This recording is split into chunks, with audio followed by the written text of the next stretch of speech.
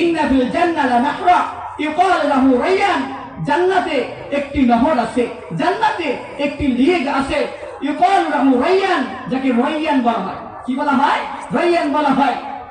হা ফিহি মাদিনাতুন মিন মারজান লাহু ৭০,০০০ বাবিন আলা কুল্লি বাবিন ৭০,০০০ মালায়েকা। আল্লাহর রাসূল বলেন, এই জান্নাতটা এই জান্নাতটা শহরের পাশে থাকবে, আর এই জান্নাতের ভিতরে ৭০,০০০ দরজা থাকবে। প্রতিটি দরজায় ৭০,০০০ ফেরেশতা থাকবে। প্রতিটি ফেরেশতা কাদের জন্য থাকবে জানেন? একজন হাফেজে কোরআন, একজন হাফেজার জন্য থাকবে। একজন হাফেজে কোরআন যখন কোরআন মুখস্থ করবে, ওই কোরআন অনুযায়ী আমল করবে, তারপরে মৃত্যুবরণ করবে। মৃত্যুবরণ করার পর যখন কিয়ামতের ময়দান প্রতিষ্ঠিত হয়ে যাবে, ওই দিন হাফেজে কোরআনকে ৭০,০০০ ফেরেশতা গার্ড অফ অনার দিবে আর মারহাবা জানাবে, বলবে ভিতরে আসেন, ভিতরে আসেন। শুধু তাই নয়, হাফেজে কোরআন এক এক করে ৭০,০০০ দরজা পাড়ি দিবে।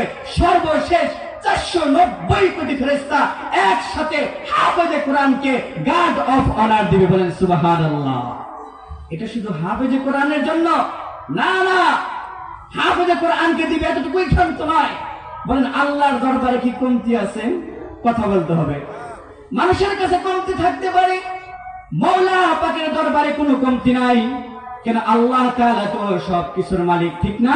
সবকিছুর মালিক, তার দরবারে কোনো কমতি নাই। এই জন্য হাফেজে কোরআন কে তো দিবেনই।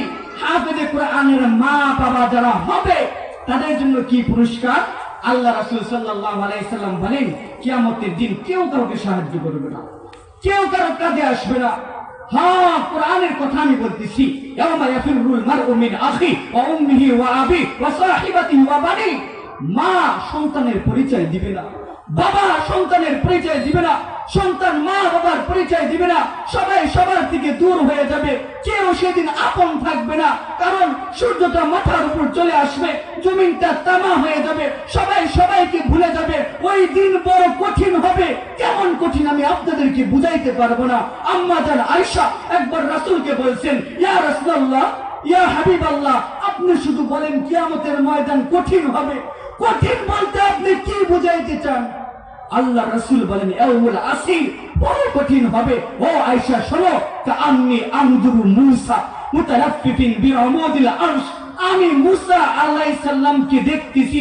কিয়ামতের দিন এত কঠিন হয়েছে, এত ভয়ানক হয়েছে।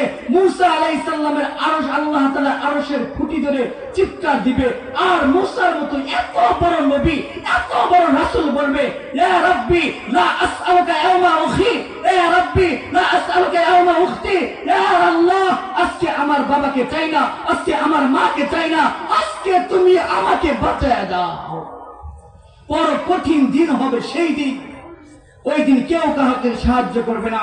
ওই দিন একজন হাফেজ, একজন হাফেজা মা বাবাকে আল্লাহ তাআলা ফেরেশতার মাধ্যমে সুন্দরভাবে তার মাথার ভিতরে নূরের তাজ পরিধান করাইয়া দিবেন। কেমন তাজ? আল্লাহ রাসূল বলেন, এমন একটা তাজ পরিধান করাবেন। লিল্লাহি তাকবীর। আপনি ঘুমায় গেছেন? লিল্লাহি তাকবীর। শেষ অংশটুকু বলতেছি। আল্লাহ রাসূল বলেন, এমন একটা তাজ পরিধান করাবেন যে তাজের আলো সূর্যের আলোর চাইতে লক্ষ কোটি গুণ বেশি হবে। আল্লাহ তাআলা